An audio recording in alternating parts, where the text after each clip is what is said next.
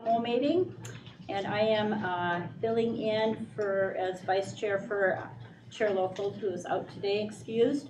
And we're gonna jump in to our committee of the whole meeting after we do roll call. But just so folks know, this is graduation week, so today we have a couple board meetings in between graduations. Some of us were at our online program, AEO down at the Tech Village, and we're part of 18 students graduating today. And then when this is done, we're going to be heading over to St. Scholastica, where we have students from our ALC, Bridge, anyways, a number of the ALC programs graduating tonight. So thank you all for joining us, and we're just going to get started with the meeting so we can have some good discussion. Clerk, could you do that roll call? Sure could. As Vice Chair Lofold said, I'm sorry, Vice Chair Loeffler Kemp said, Member Eater will be late, and Member Kirby. Here. Member Loeffler Kemp, sorry. Here. I am here, that's Member Oswald, and Member Sadowski. Present. And Member Sandholm. Present. Superintendent Mays. Here. Assistant Superintendent Bonds. Present. Deputy Clerk Erickson's excused, as is HR Director Severance. And as is Board Secretary Kett, but Board Secretary Tara. Here. And Representative from Dental Sarai Crawford. Here. And Representative from East Eileen. Here. We have heard that Member Eater will be coming. Yeah. So she's late. Yes, okay, so I had to make sure I didn't hear. Okay, so the main item on the agenda is going to be the recommendations on our SRO recommendations, and so I'm going to be turning it over in a moment to Assistant Superintendent Anthony Bonds, who has put a lot of work with our community, with our police department, with our students, with our staff, getting input on this issue, so he's going to walk us through that. And just really do want to thank, I know a couple of us on the board were here back in 2020, and our superintendent was new, and Anthony, assistant was new when this process really began back in July of 2020. And so thank you both for your leadership on this, and particularly Assistant Bonds, who is going to be sharing all the work that went into where we are today on this very important topic for our schools, for our students, our staff, and our community. Thank you. And hello everyone, good seeing you. And I want to say thank you to the advisory team. If you are on the advisory SRO team, can you just raise your hands? I want to make sure you are acknowledged so that everyone knows who is in the room. So our advisory team for our school resource officers are here, and I want to thank them for being here. And they're here to, if there are questions that are brought up, they're here to share, and they're here to also share their perspectives on how we develop the recommendations for a potential new contract. So I am going to start off with just a little background, and thank you, Member Loeffler Kemp, because the genesis of this started with the murder of George Floyd. The school district then had conversations related to school resource officers. I was new to the school district. I walked into right after several conversations were had related to school resource officers and the review process, and then the board itself developed a resolution. So if you want to go to the next screen for me. And so I'm just sharing part of the resolution. So I always let individuals know where, the genesis of why we are here and what started this process. So the board directed administration to launch dialogue sessions with high school students with issues related to equity, race, and power, and to focus on the role of school resource officers. Also, the school board gave administration a directive to assess the impact on the community's experiences and the perspectives of the school resource officers with serious consideration and input for possible structural or contractual changes if future contracts are pursued. So that was the genesis and why we are here at this moment, because what happened after that, there were several steps that were taken. An SRO advisory board or committee was formed. Marnita's table was eventually selected to conduct the stakeholder engagement with students, staff, and the community. Marnita's table provided a final report to us. The data and results can be still seen, and it's shared publicly at the Marnita's Table website. So if you go to Marnita's Table's website, you should be able to access the data there. All of it is transparent. That was the goal. The goal was to make sure that all of the information from our stakeholder engagement was transparent, and the final report is transparent and available to everyone as well. The results were reviewed by administration and the SRO team. The SRO team, after receiving direction from the school board to bring back some recommendations, the SRO advisory team and administration developed recommendations for a possible new contract. So what I'm going to walk through is a summary of all of those recommendations that were presented. The first thing centered around relationships. So I want to say that what was nice about going through this process of development of the recommendations, I met with our school administrators. The school administration had an opportunity to review the data and to also develop some recommendations. I then met with the school resource officer advisory team and also went through a process for developing those recommendations.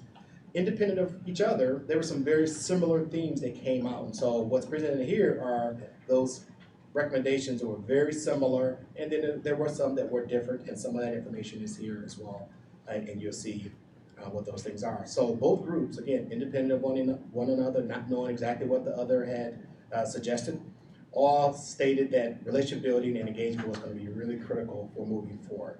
And as a reminder also, this was just not around school resource officers, but it was also around safety.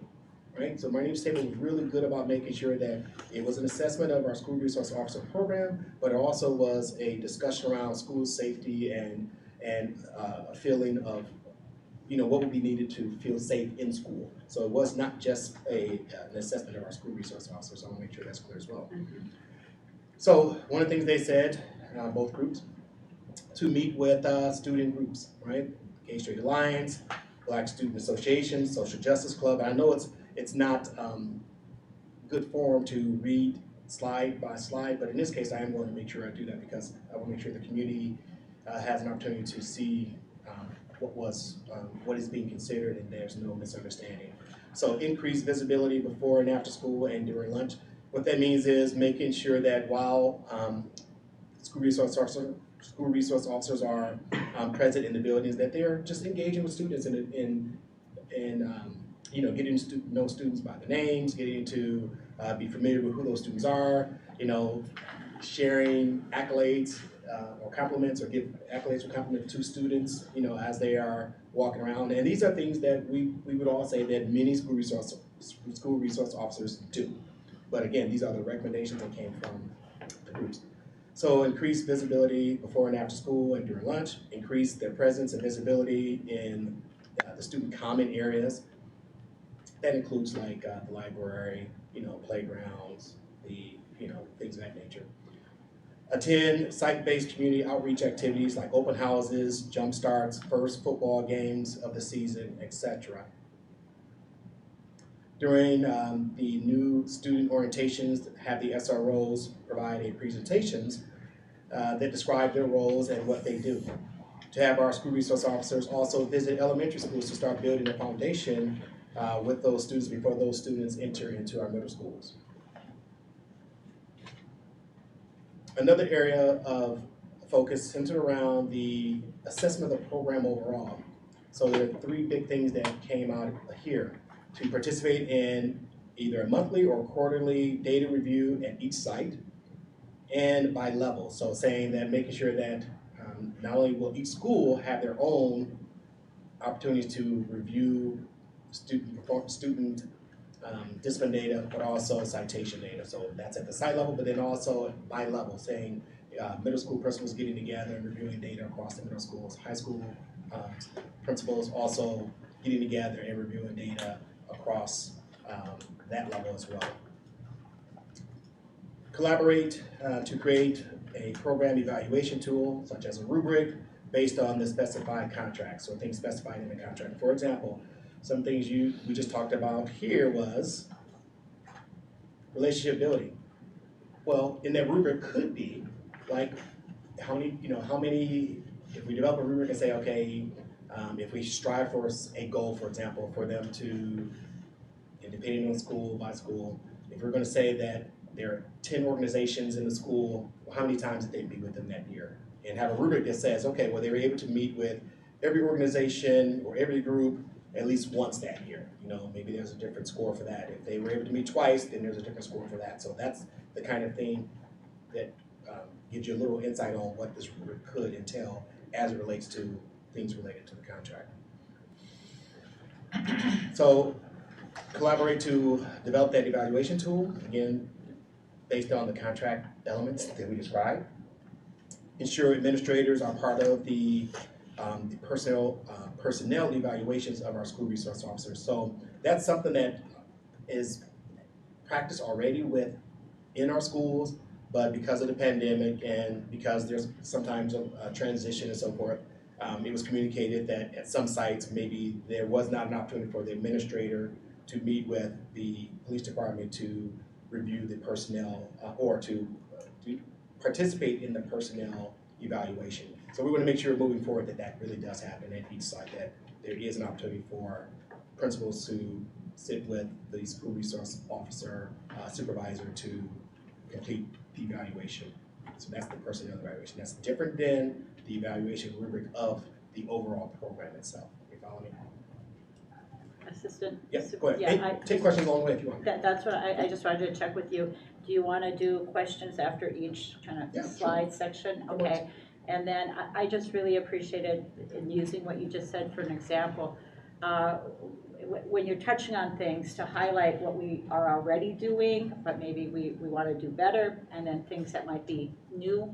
I think that's helpful, because I know one of the things that we want to be doing is just helping the community better understand, and our students and staff better understand the role of the resource officers in our schools. So as you go through this, you can make a point of doing just like you just did with each section. I'd appreciate it.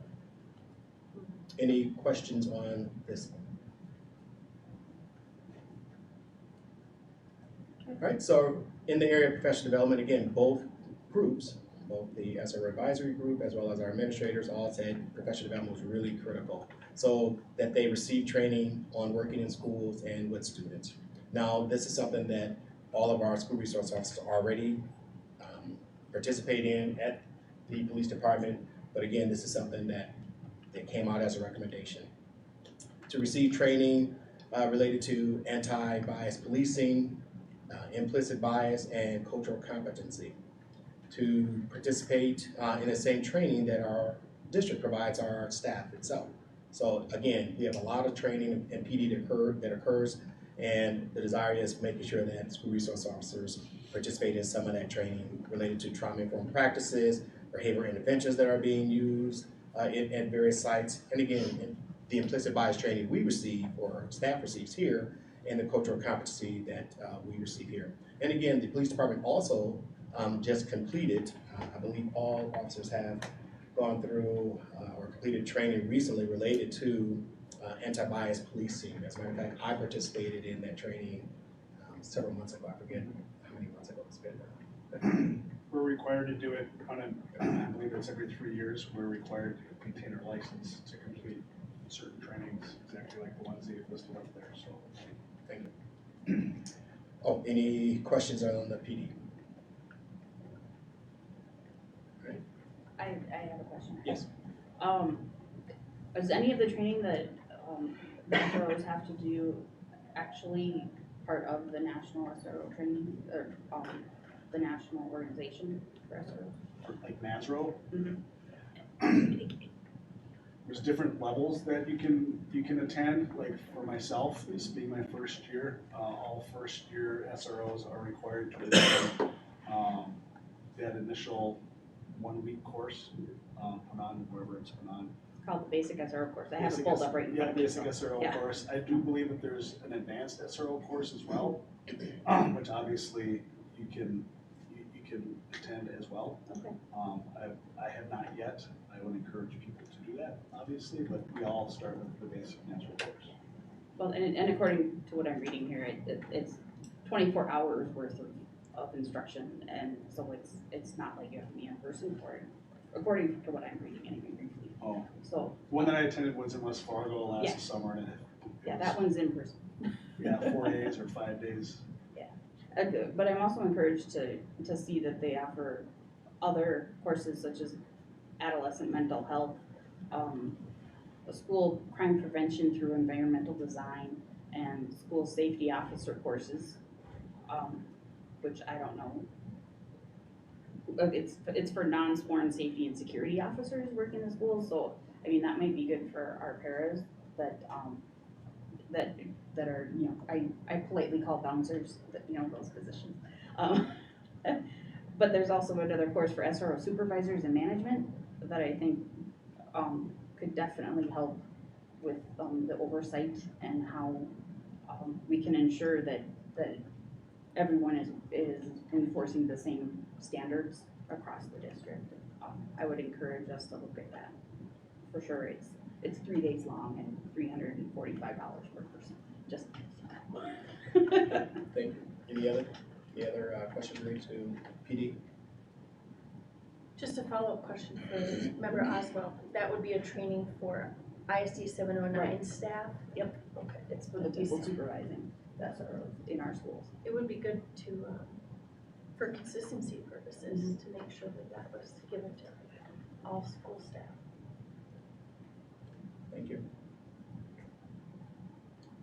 So another theme that came up is communication and transparency. So here again, independent of each other, you know, develop and clarify the process for making a complaint or concern. So make sure that's really transparent on how a student or a family member or someone can make that complaint or express that concern. Determine the process for school administrators and the DPD to follow to address those complaints and concerns. So making sure there is a clear step-by-step process for how school administrators and our school resource officers need to follow in order to address those complaints and concerns. And to publicly share the training that school resource officers either have scheduled for that year or have completed, right? So just make sure that training schedule is made available, which all of you have received in a former presentation. You received the training that they received as of at least up until 2 months ago. So that information has been provided for you already. And to publicly share the discipline data and citation data. And we have a method that I'm going to share later how we're going to do that. Any questions on this section, anybody? I have a follow-up question on, since you mentioned the citation data and we talked about it on the other side on the assessment. Yes. School, you noted that the school will review school incidents and citations issued. Will that information also be shared with the school board, or how far would that data monthly be reviewed? The answer is yes. The information that we could share publicly would be the general information like we have right now in Right, terms of the general number information, yep. of incidents that have occurred in schools that received referral or suspension, and the number of incidents that led to a citation. So we can always provide that information by sites that's non-identifiable, of course, with school information. Yes. I wanted, Go ahead. I wanted to ask, is this like set in stone, or can things be added to this? To the list of recommendations? Yeah. That's what this meeting is for. Got So it. if you want to, provide additional input at the end, those are things that we can consider. Just know that what I'm presenting to you is what has already been submitted to the police department. I've already met with UPD to review the recommendations that came out of both committees. They have that information. The hope is, and the goal is to have a draft of a contract hopefully next week. So if there are things that we would want to consider as part of that, we probably need to know that sooner than later. And we'll talk about that in a minute, because just know as we're doing this, these are recommendations. Again, some of these recommendations may not end up as part of the contract or listed in terms of expectations, but these are things that as a district we have requested. And so what actually ends up in the contract and what also is part of the expectation that's listed in there, we shall see when we have that draft. So when we're, Oh, sorry, either the superintendent or Member Senator. Member Sandholm. Member Senator. so when we publicly share discipline and citation data, I'm assuming that citation data would almost always involve an SRO, but discipline data might or might not, and we would separate that out. It is like, separated, when we're that's talking correct. about, because the SROs aren't gonna be involved in every That's correct. discipline issue within the building. And, But and the let me make sure citation clear, is, just, correct? just know that every citation, there is a discipline referral connected to it. Right, But okay. not every discipline referral Okay. has a citation. So when we see data, we get it broken out both Yes, ways. and it will be separated. Separated out. Were you gonna share something? Sorry. Nope, did I answer your question? Yep, That's thank you. exactly it. Okay. Sure. No, and I was just commenting on a couple of the things that came up. One is how often would we report and to what degree of formality? It could be in a board update to the board. It could be, I know that you're proposing later in the presentation a website that could be used. Or we might have something as we're setting our progress monitoring of all things in the district, have it rotated in perhaps with looking at our behavioral data as a district a couple times a year, depending on what it is that the board and system finds most pertinent. And I would also say the police department has been very thoughtful and cooperative in the way that we're working on these recommendations and thinking about the recommendations. And like in a worst case scenario, if they said, we're not gonna accept any recommendations and we're just gonna do things the same way, then it is the prerogative of the board to say, well, then we don't want to move forward with the contract. But I'm confident that there's great work being done and collaborative work, and that won't be the situation. But when you said certain things might not be part of it, I'm sure there's gonna be collaborative work to make sure that there's mutually agreeable positive changes. Yep. Agreed. Any other questions on communication and? I guess I just have a question about, is this a good time to talk about citations, or is that gonna be brought up later in your presentation? We can talk about it. I'm almost finished. How about that? Let me get through That's and then we perfectly can. fine. Yep. Let me get through this, and then we can ask a lot of questions. So other contract-related requests. So you saw the different themes. So the themes were, again, around relationship building and engagement, the assessment of the overall program itself, professional development, communication, and transparency. So those were the big overarching areas. So now I'm on the area where it says other contract-related requests. These were things that mostly our school administrators brought to light, making sure that in the contract that there's time allowed for the SROs to be on site even when students are not. So during those days when it's only teachers in the building, make sure there's a presence for or with school resource officers. Consider using SRO vacation days outside of the school day, or ensure that there's full coverage. So what happens now is there might be a day where a school resource officer is not present in a site, and it's maybe because there wasn't the ability to have it fully covered, and they work out maybe a process where the school resource officers probably are sharing supervision of sites. So they would, if someone's absent at East and Ording East has theirs, then that person would be available to support both sites. But this is, again, these are the requests that our school administrators are looking for. Did you want to share anything differently related to what I just shared? Not whether it's doable or not, but just more of like what happens when someone is absent. So typically, like when I've been out of school, I'll let Officer Hobbs know who's at Lincoln. Hey, look, I'm gonna be out of the school. Obviously, I let Sergeant LaFontaine know when he's gonna be leaving, but we're gonna replace him. Anyways, I let people know, hey, look, I'm gonna be out of the school. Typically, even the officers who are working the street are aware when we're not in our schools, just to keep their ear up in case something is called in by one of our schools. Phone numbers are given, like all the administrators at Denfeld have Officer Hop's phone number in case they need to get a hold of him for whatever reason. So that's typically what happens when I'm out of the school. We are, as SROs, strongly encouraged by our administration to limit the amount of days that we take off during the school year, knowing that we need to be in our schools. With that said, there is also an understanding that we're people too, and sometimes things come up and I needed to get a day off. And we also have to go through a ton of training throughout the course of the year that's mandatory, so those days obviously take us out of school as well. So we are encouraged to limit those days. That's why during the summer, we take a lot of time off in the summer. And are really strongly encouraged to limit those days off in the school. And I think right now, the contract says if we're out of school gonna be out of school for longer than 5 days, then the department has to find a replacement until somebody gets back, so. Yep, that's a current contract. Is there any questions on that at all? I do. Sure.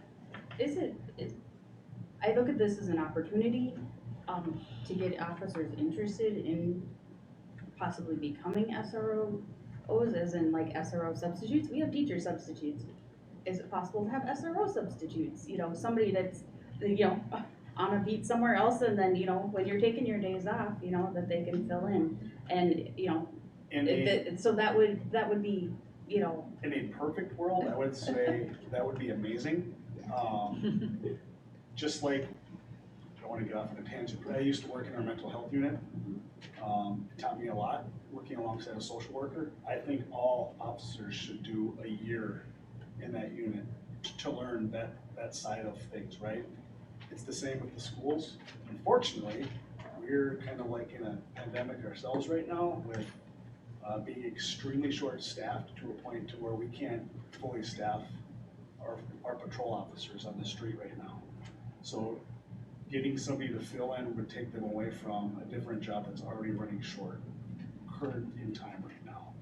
In the future, maybe that's something that can be visited, but I think it would be extremely difficult to get a sub for just a day. Well, I would highly hope that is on a future wish list somewhere down the line, because of course we need to protect our entire community. Yep. And that's. Assistant Bonds, do you want to just highlight for whoever might be listening to, just reminding folks where we do have SROs, which buildings and which sites, just. Yes, we currently have 4 school resource officers, and they are at both our middle schools and both high schools. So Ordine East, Lincoln Park, East, and Denfeld. ALC doesn't happen? No. 100% no. Officer, I guess I've seen some of your superiors, or the leaders of the SRO program kind of fill in buildings in the past. That does happen occasionally, doesn't it? Where you mentioned Officer LaFontaine, you know, he might cover for you or somebody else. So Sergeant LaFontaine, when I've been out, he has come in. He might not spend the entire day there, but he has in the past done a pretty good job at least stopping in once or twice throughout the day. So has other officers who are working patrol, their patrol, working the street. Again, typically when they know we're not in school, they will stop in to be a presence for a period of time until they have to go on to the next thing that they're doing. So, Thank you. And that last bullet here is to consider a new contract format that highlights the expectations differently. So I've shared the contract many times. So again, it's more of like listing the expectations maybe around the themes here, you know, saying anything related to relationship building or engagement, make sure that might be an area. So just reformatting the contract as well as the expectations mapped out in the contract that cover these areas, or just in areas that it makes it more, I guess I was gonna say, I wanna say student-friendly, but, that it's really clear what those, expectations are. I'm trying to recall if that suggestion also came from students. Students wanna share anything related to that? No? I think you worded it well. Okay.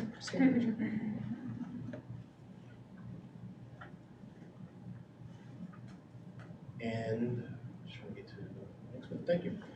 And so there are other things that, so those were all the things that came out as recommendations to be a part of a possible new contract. Because our contract has the financial pieces, and it also then has the expectations of our school resource officers.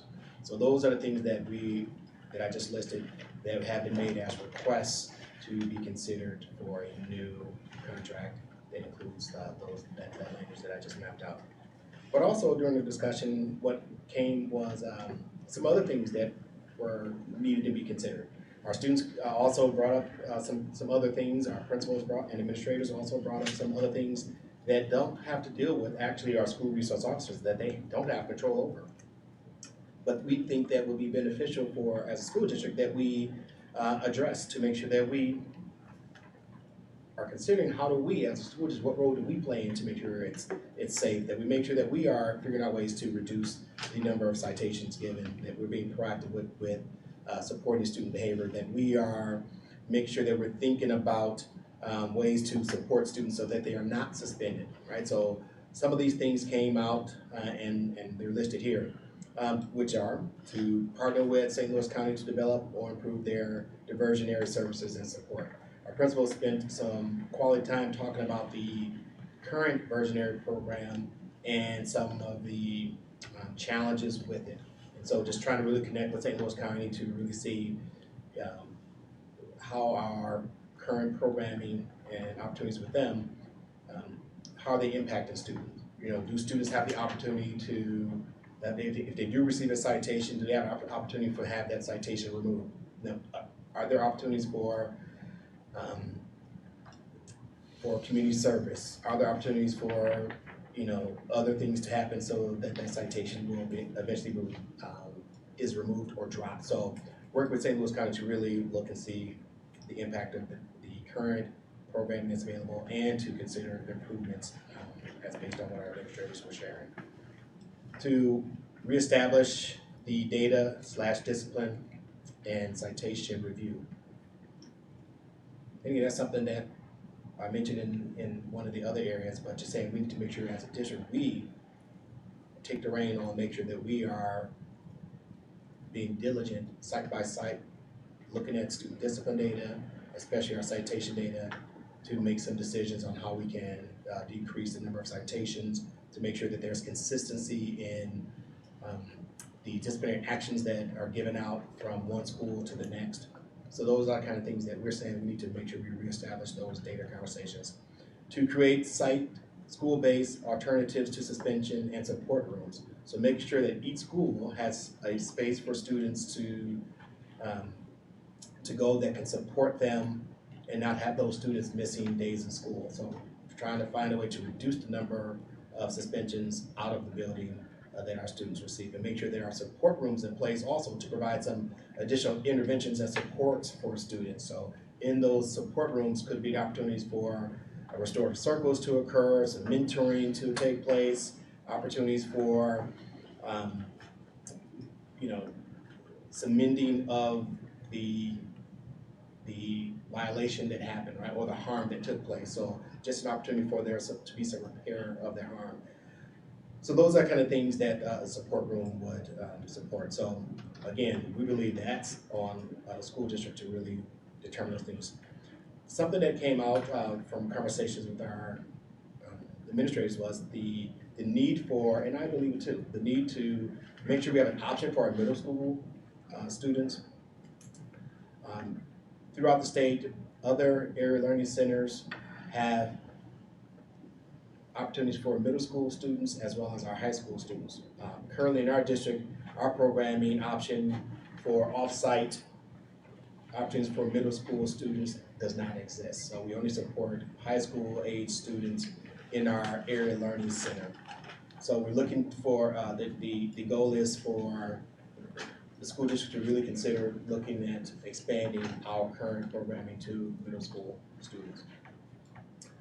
Creating off-site learning options such as, it's known as a setting for. Those are, it's a program that is off-site that supports students with special needs. So some of the most extreme behaviors and cases where we believe having the student in the building is not the best location for them, but to provide a setting for opportunity for the students and to make sure their needs are being addressed there. So currently we don't offer or have a setting for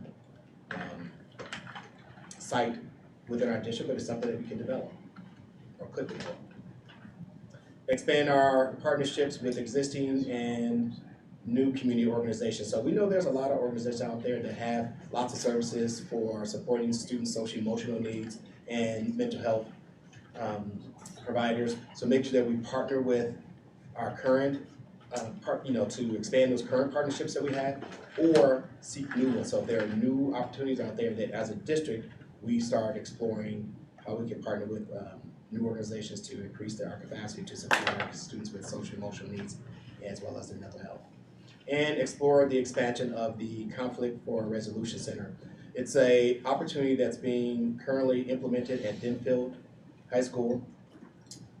It's an entity that's working with Tom was going to be here, that's working with school administration to resolve conflict. So we know that conflict comes into the building, and this is another opportunity for some repair of the relationships or to repair the harm that was caused. What this individual does is to work with students and do some circles with them, to have discussions with them to try to do some mediation of the issues. So consider the expansion of the Conflict Resolution Center was something that was also brought up as a recommendation that we, the school district, needed to work on. Any questions on this slide? Not a question, but just a comment that I really appreciate the work of the different groups for coming up with again, non-SRO related items that the district can work on, that the community can help us work on, because as we recognize, the community's involvement around these issues is critical. So, yeah. Understand, huh? I guess, and I don't know who in the room can confirm this with, but I thought we did have a setting for at one time. I don't know if we did.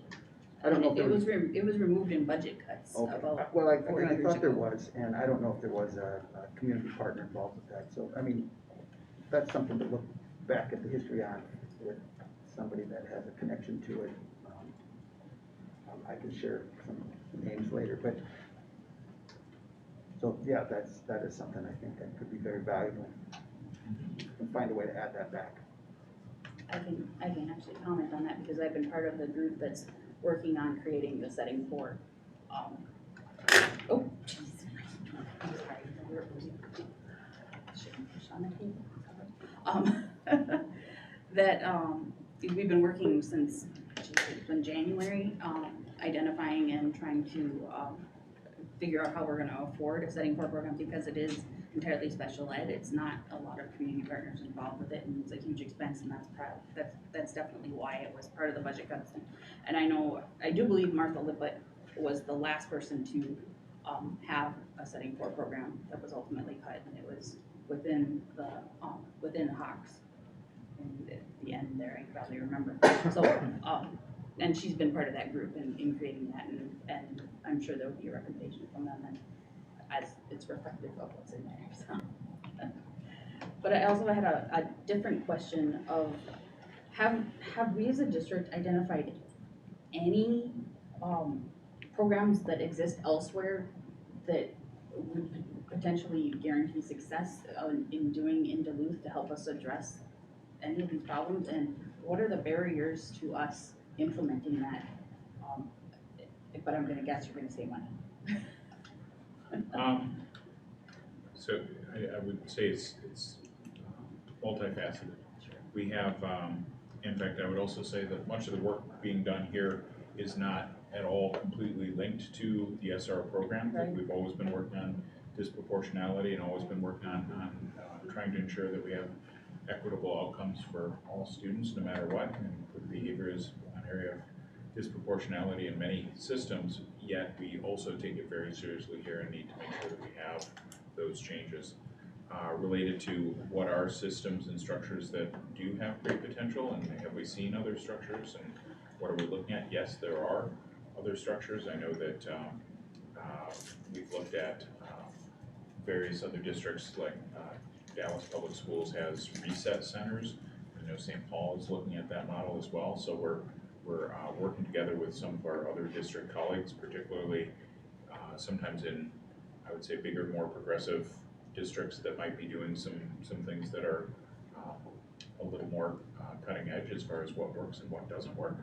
I also have seen in other districts sometimes where if something like an SRO program is pulled out without other things put in place to take care of things and help deal with situations, that's one of the worst recipes for disaster, because it doesn't provide the structure. Same with suspensions. None of us like out of school suspension. Yet if you just say we're not going to out of school suspend anymore, and you don't have a plan for what are you going to do instead, that's very problematic. But there are other promising practices, and there's work being done by various teams, as well as the ISD and others. Money does become a factor to some degree, but we've also been very ambitious with grant writing and other work that the team, Mr. Bonds' team, and others have done.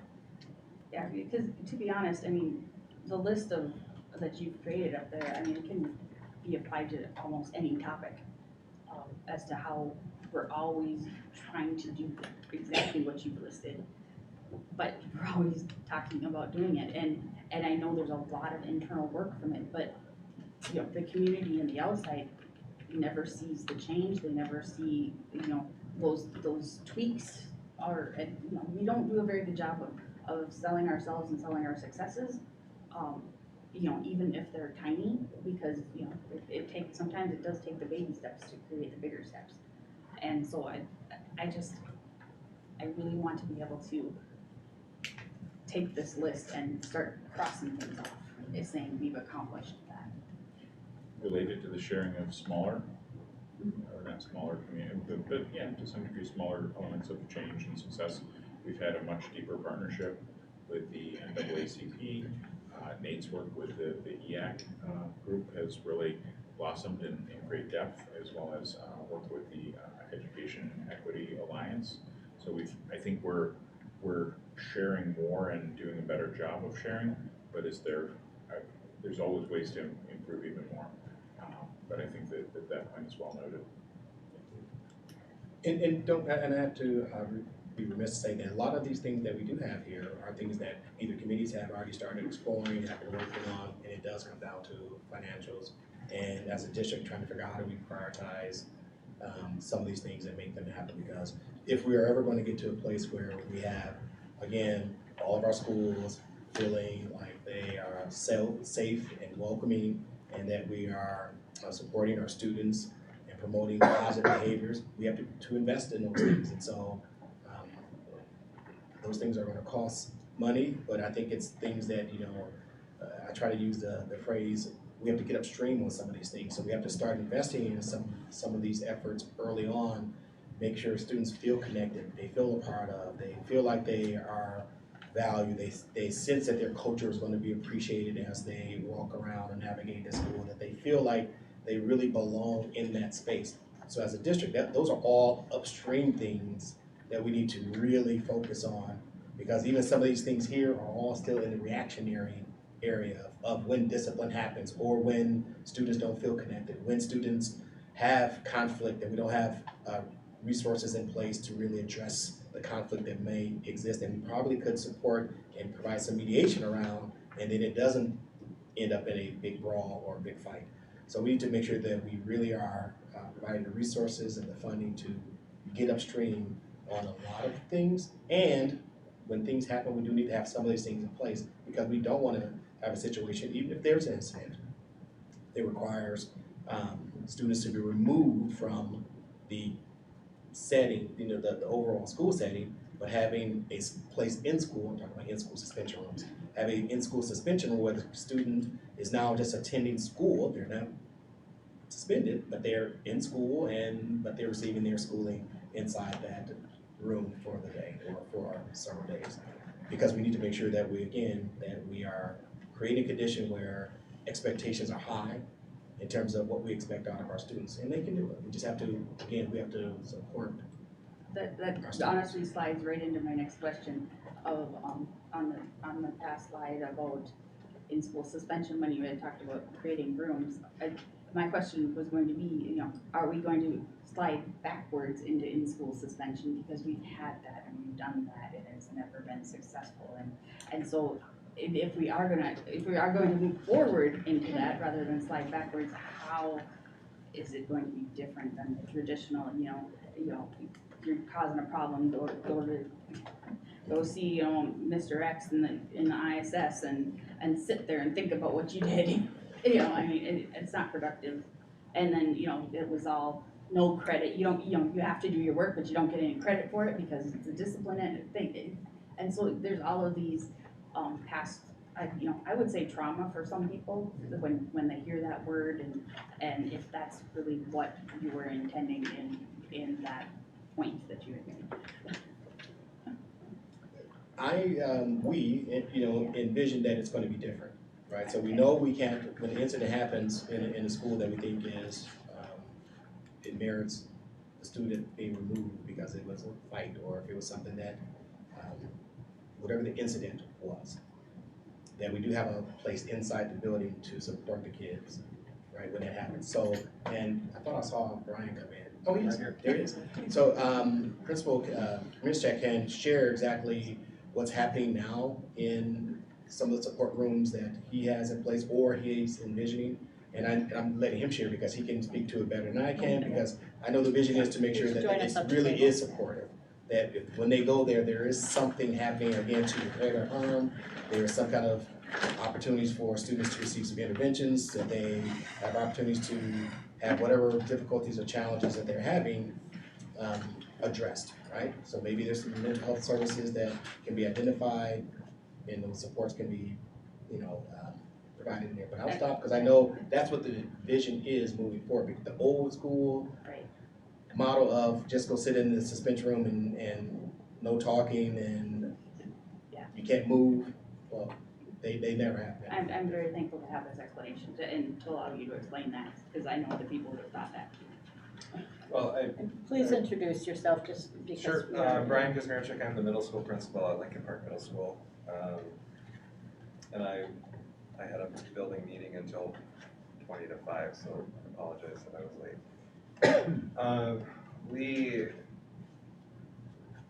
We have programming at Lincoln Park that could be looked at as a model for other schools. We have an alternative to suspension program that provides us opportunities for kids who might be suspended, depending on what happens,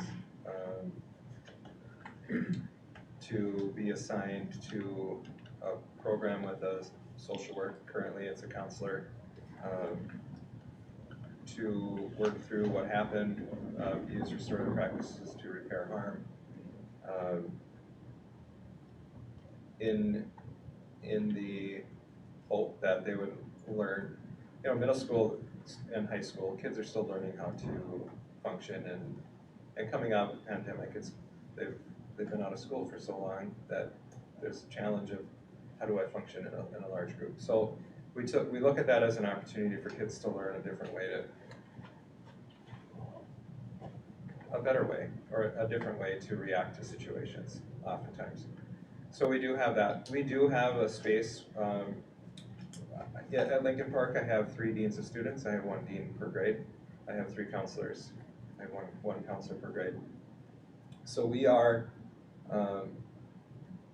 do utilize a space that we call the den, as like a spot if a dean of students needs some time to investigate, check cameras, whatever. They will They'll use that space and the student will stay, wait, calm down. And then the dean of students will get to them. So that's similar to what an ISS would be, but there's no intent that that's just where they're gonna be for the day. That's just a spot for them to wait. Our pause program our alternative to suspension is also used in a way for kids that are suspended out of school for a period of time. One, we are able to shorten their length of time out of the school, and it's also a place for them to come in and then again process what happened so that we can hope that it's not going to happen again.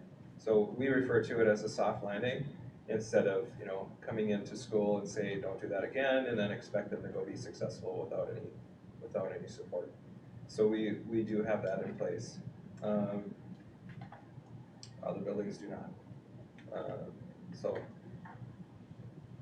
And then hence, it does come down to budget and priorities. And as a district, we're gonna have to figure out how to make sure these things are in each site. Remember, So Peter? how are we, and this is a tough, because I know how short-staffed we are, but how are we collecting data in a meaningful way so that when it comes time to make difficult budgetary decisions, we have some meat on the bone that we can look to make good decisions, so they're not driven by what we think we know, but they're driven by the data that is sitting in front of us. If we rolled that screen up, you would see there's a timeline for looking at return on investment of different programming. And that's really something that we're working on improving that process, partly because I think that sometimes things are done, most decision-making is done based on data, but sometimes it's a little loose and a little bit more of a gut assessment. Surprising, Data, right? there's Yep, data, exactly. and there's useful, good, Exactly. clean Exactly. data. So the intention is to put together a system of comprehensive review where we put each of the programs through that cycle, not only to look at program enhancement, but also to look at what is the true return on investment of the program, so that as we're deciding what can we afford to keep doing, what we maybe need to shift away from, that we have a process for doing so, as opposed to, me just feeling like, oh, this program isn't very useful or it costs too much money, let's cut it. So that's something that's underway right now. But we do frequent assessment of our discipline data, our behavioral data on a regular basis. I'd say that's one of the better data practices that we have in the district. But is there room for improvement there too? I would say yes. I think that you're one thing that we find, or at least nationally is found as good return on investment, is, as Mr. Bonds was saying, is that investment in the universal upstream practices, because these programs are really expensive. But if we can do good social emotional learning, if we can do good trauma sensitive supports, we can do make sure that we have good universal mental health supports for students as we go, then fewer students need that tier 3 intervention. So it's important for us to look at how do we invest in some of those upstream programs too, and make sure that they're universally applied, because right now we don't have, as Principal Pierce-Mirchek was saying, we don't have universal application of all those programs throughout every building in the district. I agree, and we are playing catch up right now so I agree on the return on the upstream investment, but we have to do that and then pick up back here. We're kind of. And that's part of what we were having conversation today with as well, with some of the ESSER spending that we're doing now. Some of it is meant as kind of, let's grab it from both sides, because like we would love to have multi-tiered systems and supports, help us avoid as many kids going into special education, which is costly and not as productive. However, we still have kids in special ed that we need to provide those supports for while we're creating the system that's going to decrease the number that's needed there. Same with this as well.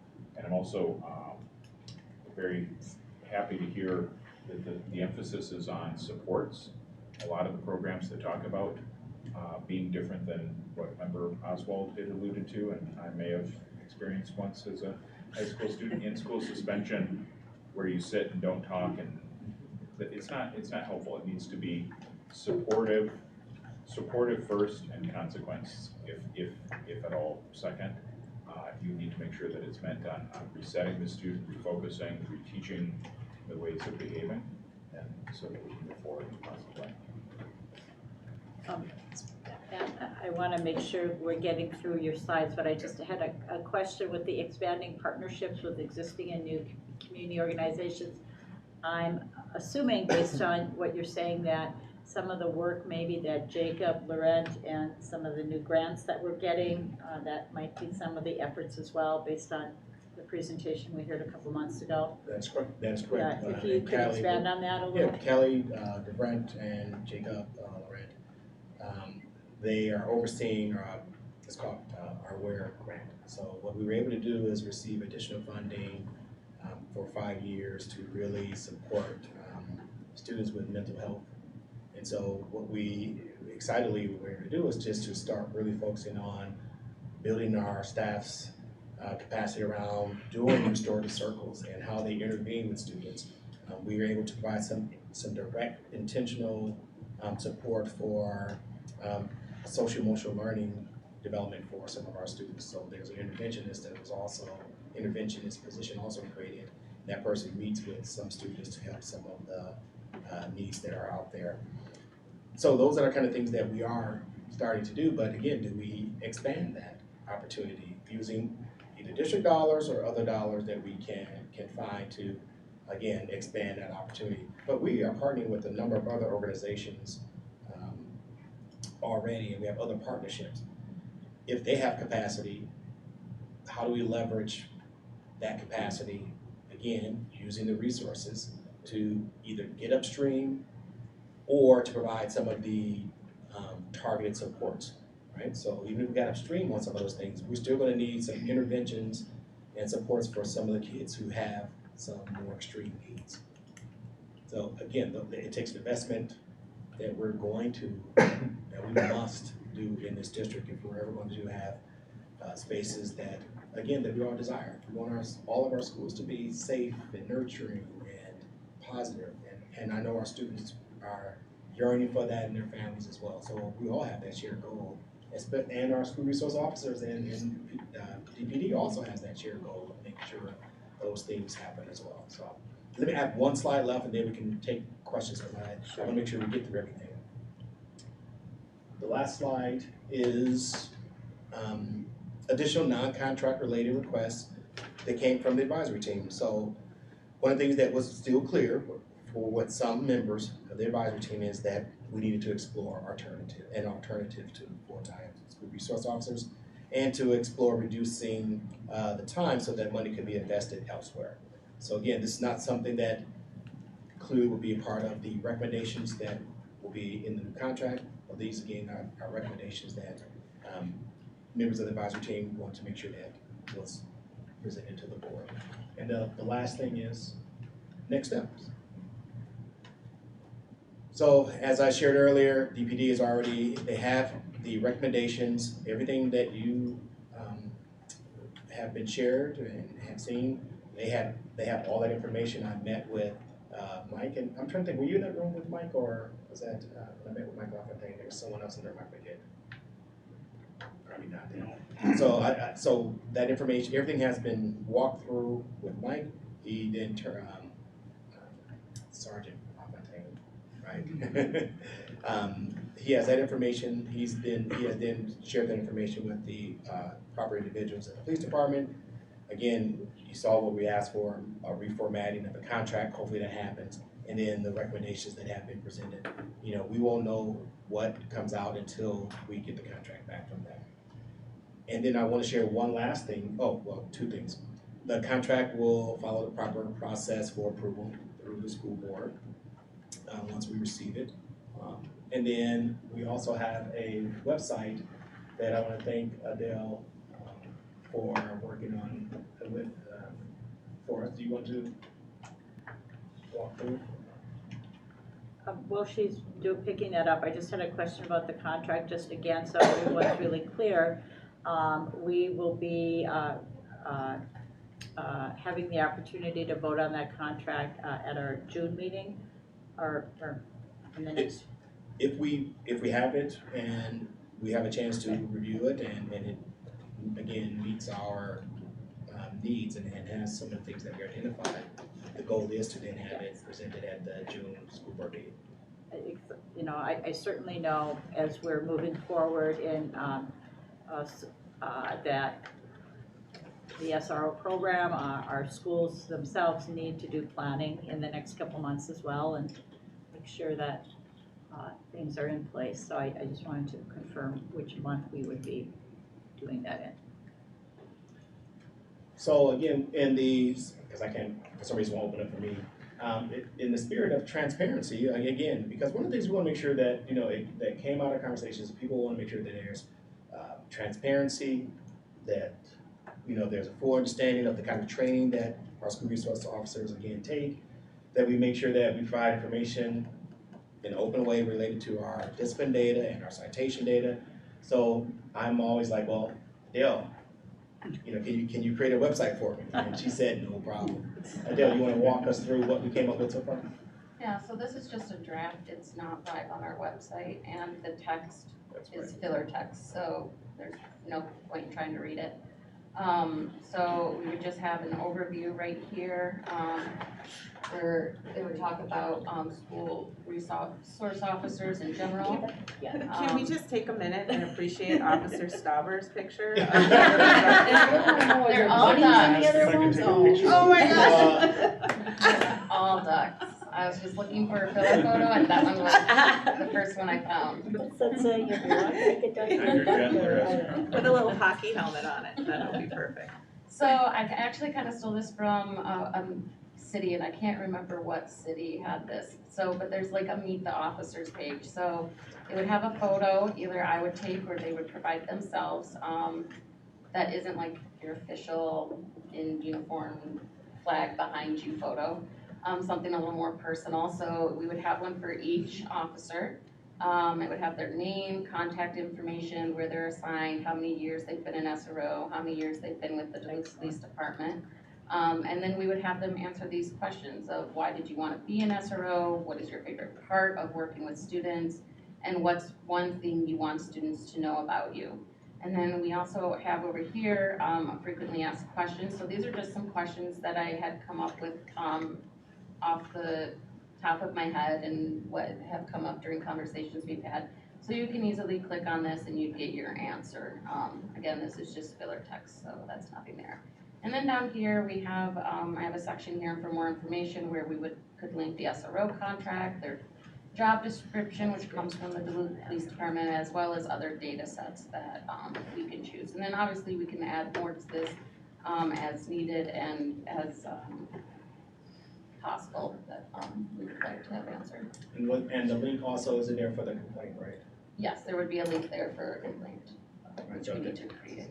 So again, my goal was taking all of what was shared and trying to figure out a way, how do we make this transparent to meet that objective and to, again, try to make sure that we are providing all of the information that individuals are saying that they wanted.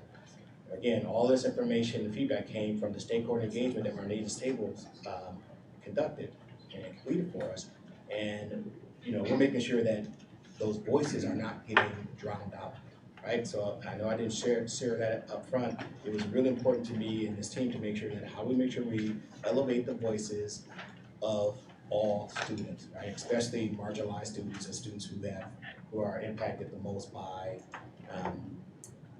what we see in terms of suspensions, by what we see in terms of our school citations that are being given, and so forth and so on. So we want to make sure that we really took those concerns from students, the families, and staff, and make sure we have a place and a process that hopefully gets us in a better place if all these things are implemented, if we're able to move forward some of these things, that all students and all groups will feel more comfortable and with our school resource officers themselves, as well as how we're addressing school climate as a whole. You know, and I think it was really clear through all the discussions that have been happening over the last 2 years, that, you know, the community, not just parents and not just students, haven't understood the role that the SROs have played in the past, and just, so I think this is really great for the community as a whole to better understand as well, so.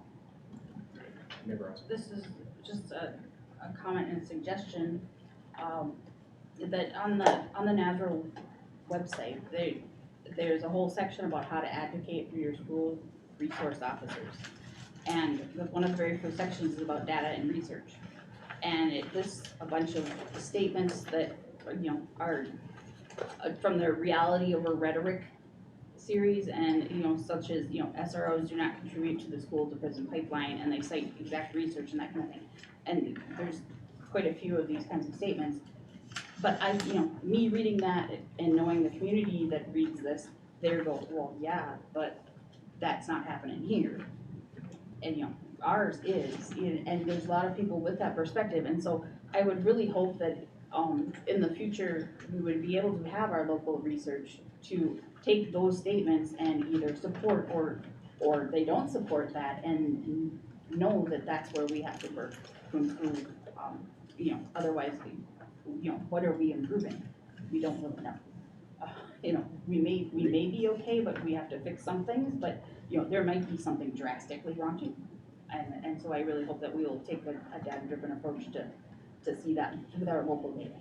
And I appreciate that. If, well, you already saw the slide that talked about, I think I had it in 2 different spaces or places where, as a district, making sure that we are engaging in deep data analysis, site by site and by levels, and as a district as a whole. So using that data to, again, it's all about continuous improvement.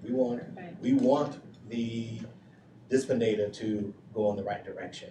We want our citation data to go in the right direction. So having opportunities to dive deep into the data and to use those opportunities for continuous improvement, that is the goal, and that's the plan. Superintendent. Yeah, I just want to say that the work that we started on this was actually, it's 1 month shy of 2 years. I just was looking at the board book, and it was July 7th was my first school board meeting in which we started to address this. And we realized at that time, the board realized at that time, that they wanted to take things on in a very comprehensive manner. We didn't want to make a quick decision. We wanted to make a thoughtful, community-engaged decision. And one of the first big bodies of work that I assigned to Assistant Superintendent Bonds when he came on a couple weeks later was to really engage the community in this thoughtful dialogue. And I think that the way that he worked in selecting the facilitator with Marnita's table, the way that he's worked with trying to make sure that they're inclusive committees that are multifaceted and multi-perspective that have worked on these recommendations. I just want to say that work has been outstanding and very, very much appreciated. And I think that this allows us to continue to make that progress that the community demands of us and deserves. Any other questions? You want to share anything else related to the website? All right, again, so this is in draft form. You know, we will make sure that information is added and that it's really ready to be submitted for prime time. I know you had some other recommendations, so I don't want to not give you that opportunity, either one of you. So, did you want to share? Well, it's more like I had a series of questions, I guess. Yeah. I first wanted to ask you, do you and the other SRO, do you guys keep in regular contact with each other?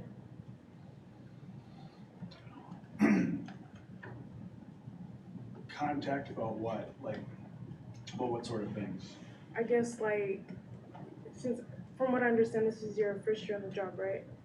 At the school, yes. At the school, and he's been an SRO for multiple years, and so I guess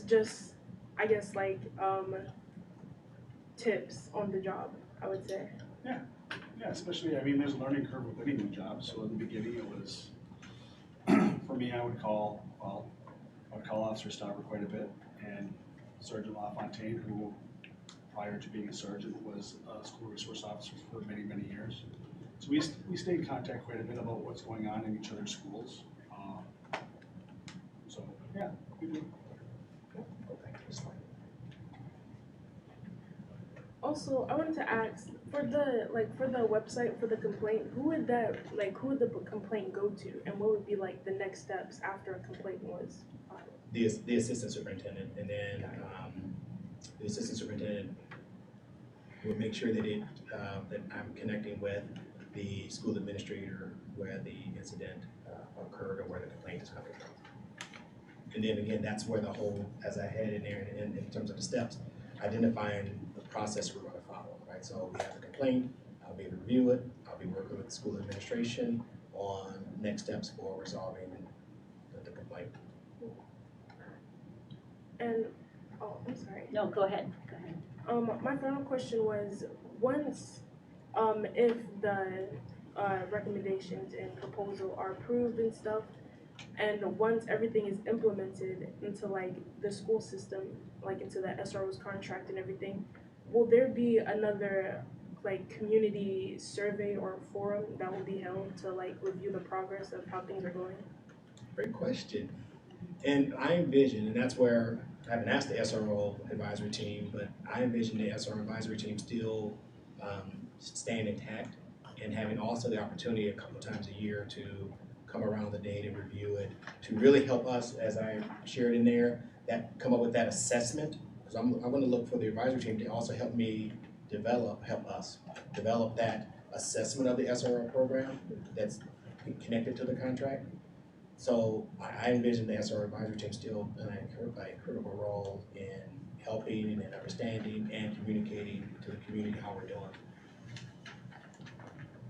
Kind of tied into this, can you just share, and either Mr. Gunther or Assistant Superintendent, just again for the public to better understand the role that our school administrators play. You really kind of described a bit with Lincoln Park, but you know, the role our principals play with taking complaints, the role that they play with working with the resource officer. Just kind of briefly highlight that. I'm gonna start off with the principals who here can give a great insight on how he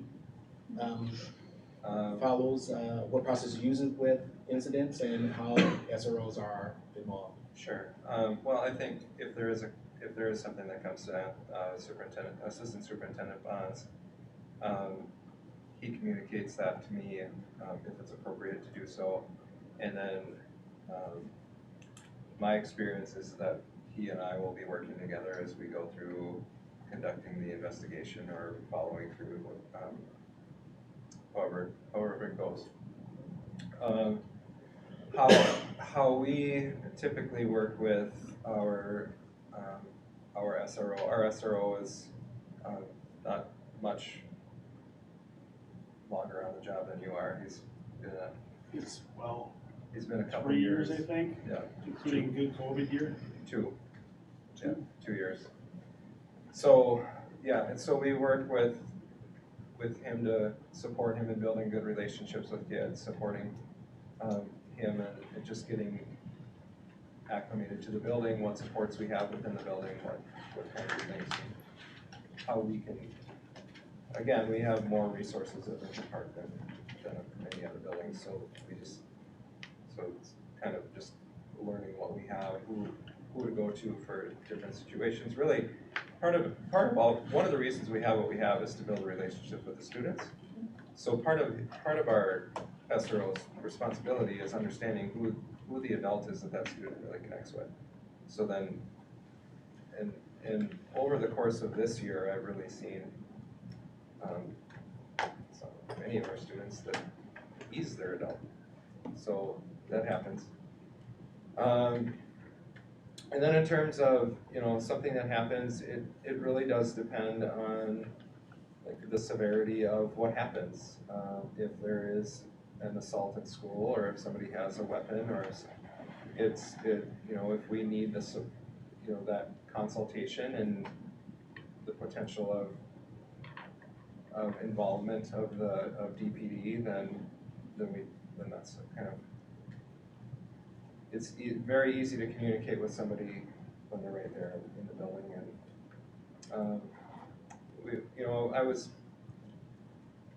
I've been part of many conversations too where he's been supportive of families, questions about if there's the potential of a restraining order or something like that, like the family has access to him in the moment, it can help that too. Thank you. I certainly have heard from I'm a social worker, from social workers that the SROs have played a big role with students in different ways. But how about you? Do you want to kind of speak a little bit about your perspective of working with the school administrator, the principal, generally? Well, it's been really good. I mean, I've honestly had no complaints.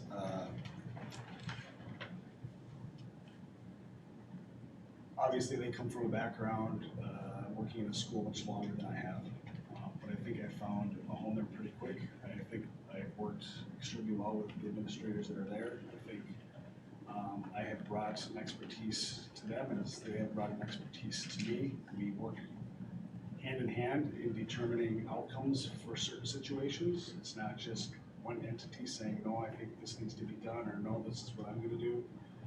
We really do sit down and converse about options, the way we deal with situations. So, like he was saying, I've become that person for numerous students in the school. My door is always open, and it seems like I can't get work done because there's kids always in my office, which is a good thing, and I'm never going to kick them out. But it's the same way at lunch. It's the same way during passing time. It's the relationships that I've built there. I can only hope that 10 years from now they remember Officer Gunther from Duluth High School, and that includes the kids that have received citations. I can't think of any one student that I may have issued a citation to this year, and I know that there's been plentiful, where I can tell you that there hasn't been a positive relationship even after the fact. That relationship is continually going, even after the fact, and it's for me, it's been a really good experience there this year, working with the kids, working with the social workers, the guidance counselors, and all of the administration. It's just been, they're amazing there. So, to answer your question? Yeah, thank you. I have a follow-up question about the citations. So just to clarify, the discipline, so when you have a disciplinary issue with the youth at Lincoln Park, you're the one that, the principal would be the person to refer that youth to you, right? So a citation really wouldn't happen if you did not refer. Not always. No, not always. I mean, there's things that, like bringing a weapon to school it is against school policy, but it is also against state statute. A student in possession of drugs, same thing. So, yeah, there are times where the ones that there are times too with like an assault where a student is attacked by another student. That's really that now you'll see more where we're kind of like, at what level is it? What would happen if it is a citation? What's the process after the ticket is written? Here's what we're going to be doing as a school. And so there are times where we do sit down and try to figure out what would the end of it mean, what would it, and even though there is that citation number, and we were talking before, like I would even say most of the citation numbers that we see are going to end up in a diversionary program, and it's not there, so I mean, yes, do we work with the SROs if there are gonna be charges? Often, yes. But it's not always my call, it's not always my assistant principal's call if a student is getting charged. There's things that are just in the hands of the police sometimes. Certain things, and so what, you can go ahead. Now, so related to your question too, it's very important that if there's, the two systems support one another, but they don't supplant one another. So in the old days, sometimes a principal might rely on the SRO and say, hey, I'm gonna be out of the building for this meeting, would you take care of,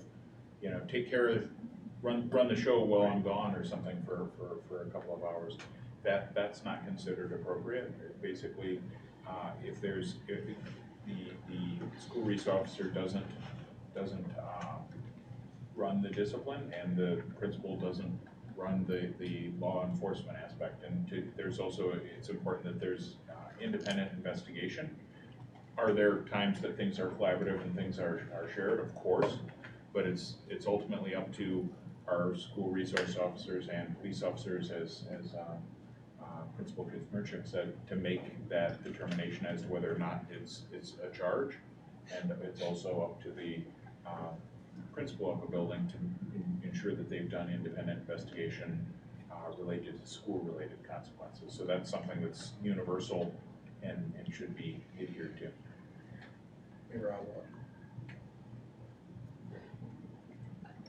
I know our people in our community grab on those numbers of citations. And so as a elected representative, I want those numbers to go down. I just don't know if that's a reality of the situations that are encountered. I do know that, there are situations that our community are just not going to understand or have to be knowledgeable about. And that we all reflect on our own experiences during our own school experiences, and school is way different than when I was in school or whatever. And so people point to these citation numbers and that sort of thing to help promote an east-west divide also, and that there's no differentiation if one person is a problem and racking up 17 citations. Please no, but anyway, or there's repeat offenders or whatever it is that somebody that needs extra help that isn't getting it and is lashing out, and that contributes to reputations of schools. And I, as representing the entire city and Rice Lake and the townships, I'm drastically aware of the attitudes of people across this city towards individual schools, and I want to do everything I can to minimize this as being a factor in their preferences and opinions. The question is how.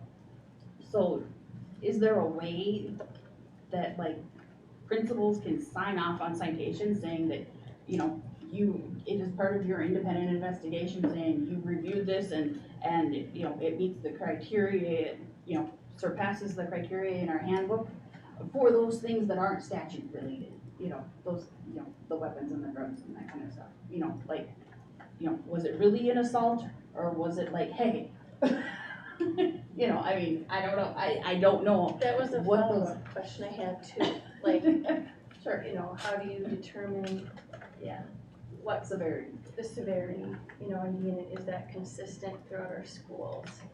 Are you I talking, don't know the answer to that. are you talking about school discipline or citations?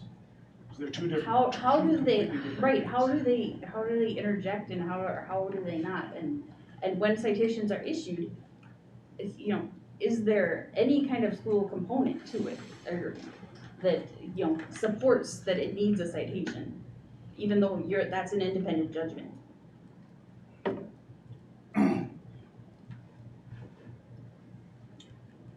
So statutes are written in such a way that gives us the elements of a crime, okay?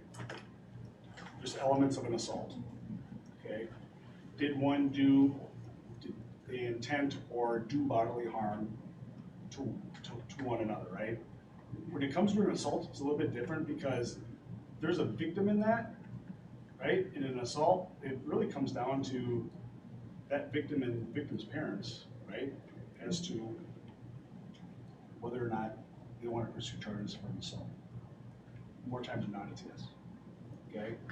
Fighting is a different component. Two people engaging in brawling or fighting is just a misdemeanor disorderly conduct charge, okay? So they're two different things, and to speak on the citation data a little bit about, obviously I'm here representing a certain school. It's been a challenging year. It started off extremely busy.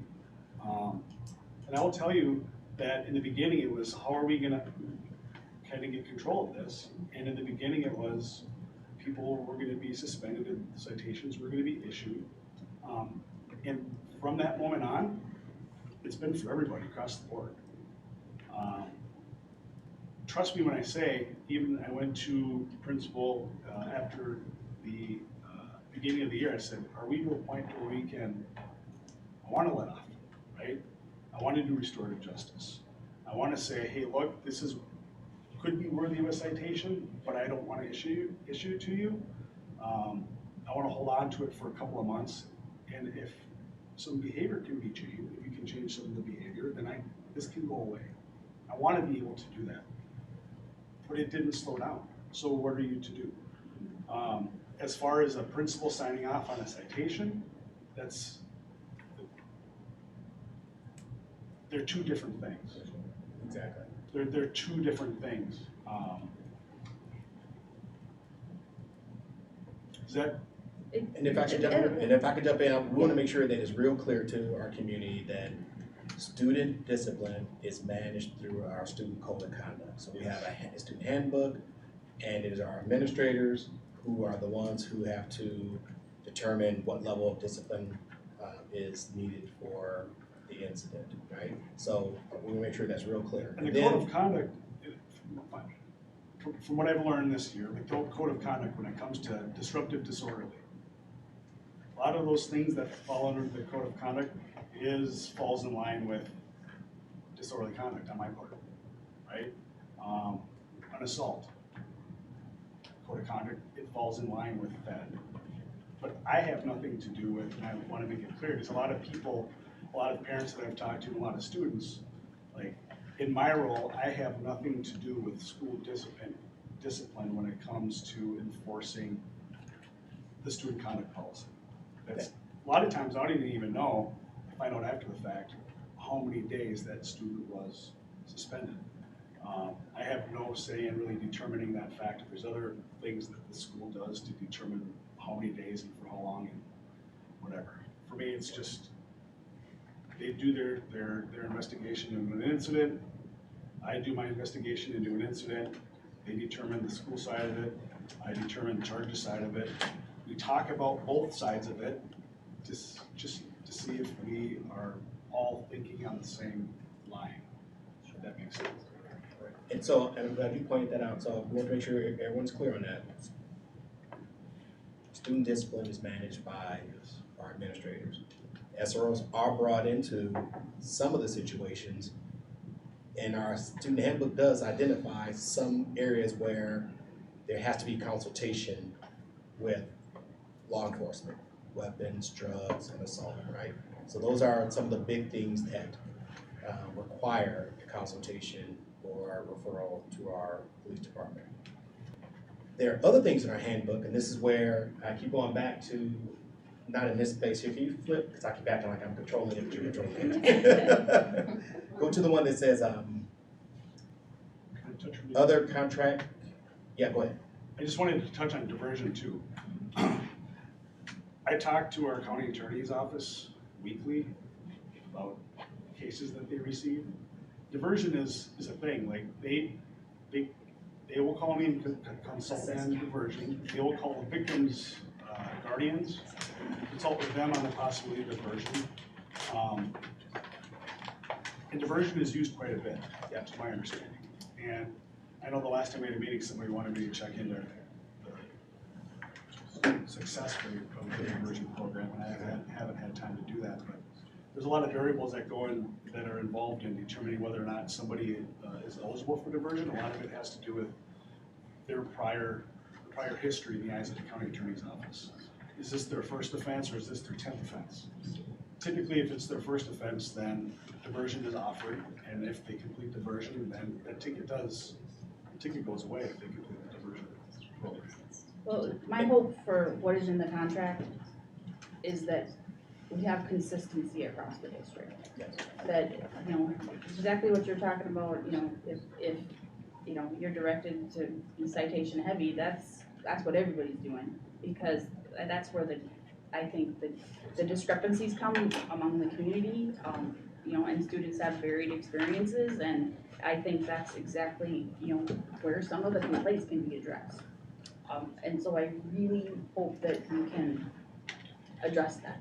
Agreed, that's why I had this slide pulled back up, and then back to the diversionary program real fast. That's why on the other slide, that's non-contract related, saying we need to connect again with St. Louis County around the diversion program that's there, because we don't know, and he's right, because I'm trying to say, well, how does this really work? And it's really not clear how it really works either, and there are different things that could happen when students are put into the diversionary program. And let's be honest, those would mean sometimes are not even put into the diversionary program, because those who can afford a lawyer can sometimes have things change. So there's that's another whole aspect of how citations are handled. Isn't the school resource officers, I'm not gonna say their fault, right? So that's why we're saying we need to figure out how do we work with St. Louis County to figure out how does the diversionary program, are there things we can do to improve it? But back to the other question of how do we make sure that on the things that we can control, we have our student handbook, and if there are things that we do, if a district, if we wanted to review or modify our handbook, that's on us in terms of what things do we want to have in there that say must be, an SRO must be involved in. Obviously, we need to have the big ones. We know, I would say, yeah, we're always going to sexual assault, right? Bringing a gun to school, drugs. Those are all things that it's no brainer. We have to make sure that we contact law enforcement. Others, I think that's where we have opportunities to, over time, if we would like to,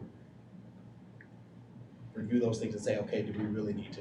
So that's one thing. The second thing is, it's this process here, as I'm saying, and it came through again as recommendations from the committee, is to make sure that we are looking at the data. And again, it's all about continuous improvement. So we're making sure that we're looking at the citation data and having conversations and saying, okay, what's happening across our sites?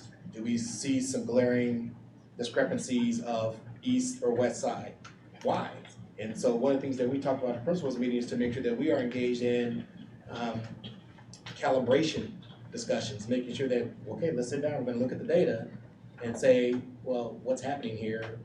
And should we be giving out the citation? If we're gonna give it, let's make sure it's done consistently. How do we know it's being done consistently?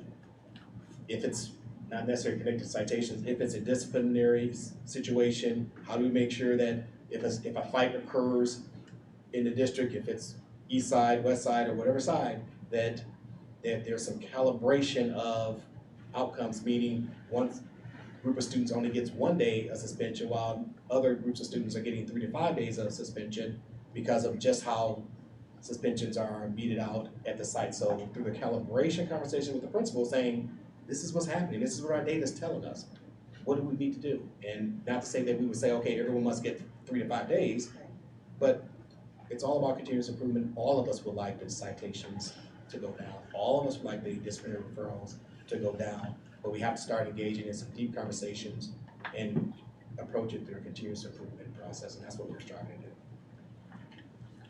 Who's collecting the data? Who's responsible for the data, and how's the data getting where it's, because we talk a lot about it, who's in charge of it? How do we know we're collecting it?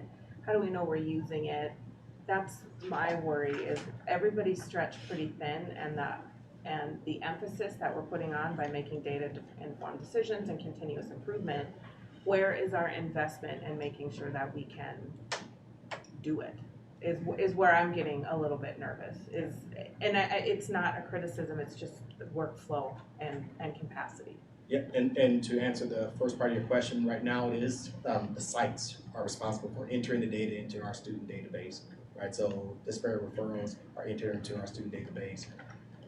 Again, that's another whole conversation on consistency, because we need to make sure that all sites are consistently entering the data into our database, so that when we have conversations, that we have apples to apples in terms of that information. Each site is managing the entering of that data differently. Sometimes it's secretary, sometimes it's administrator, sometimes it's other staff that's entering that data because of each site being different, personnel being different. So I'm just answering that first part of the question. The second part is, at least right now, we have a plan that we're moving down the line with using our ESSER dollars differently. So with some of our ESSER spending, we're looking at providing some upstream support in sites. Upstream support meaning like having someone in the building who's focused on positive behavioral interventions and supports, and having a data system that's consistently used with all sites, and making sure that we have these support staff there to enter that data. So we have a plan that will get at some of those things, and it's a working in progress plan. You want to share it quickly? Anything related to what we just shared? No? There's a plan, but there's a plan, is what you're telling me. There's a plan. Okay. There's a plan. All right. I think it would also be important for us to make sure that we schedule some regular time to ensure that we're coming back to not just speak to this now, and make sure that we're reporting back on progress and showing what we've done with the data, so that it's not so that the proof is in the pudding, because we can all talk about data-informed practices. I'm sure we're going to look at it, but there is actually quite a bit done already with the disproportionality committee that we have. That's run on multiple times a year. So thinking just a little bit about, and I'm fine if we want to continue that might mean that we would need to work on rescheduling or things of that nature if we want to continue conversation. Just because we have our graduation coming up fairly soon too, we do. But this is incredibly important, and we have to make sure that we come back to it on a regular basis. I think another piece that we need to consider as a board from a governance question is, do we need to further clarify our board policies related to student interaction, or law enforcement interaction with students and student interaction with law enforcement? Because I was just going through our policies and I don't see much there. I read those too. There's not much. And I've seen more robust policy that delineates everything that we're talking about here, as far as what that should or shouldn't look like. So I think that would be a good step for us too. So, I want to see one question. We have time for one question, then we have to close out. Will data calibration meetings, because I appreciate the board member's question, will that be an opportunity to assess how the data even works and readjust what data is collected based on regular evaluation and investigation? The answer is yes, because through these conversations, we have to start somewhere, and then even that is a process of continuous improvement. Like, are we collecting the right data? Is it being entered correctly? So those will be ongoing conversations that must happen over time. So, in close, I've shared again all of the recommendations that have been moved forward to our police department for consideration. We are hoping to have a contract in hand for review next week. And as I shared, then we will follow the normal process for approval, which then also lends itself to additional discussion at the board meeting. So I want to thank the advisory committee again for joining us tonight. I appreciate it. Thank you for your input, and I want to thank everyone else. thank you for coming. Thank you so much. So we as a board, just need to adjourn and then, yeah. Have to adjourn. Okay. So could I have a motion to adjourn the June 7th Cal meeting? Motion made by Senator Sandholm. I'm promoting you. School Board Member Sandholm. Do we have a second? Second. Okay, second by Member Sadowski. All in favor? Aye. Okay, the Cal meeting is adjourned. We will take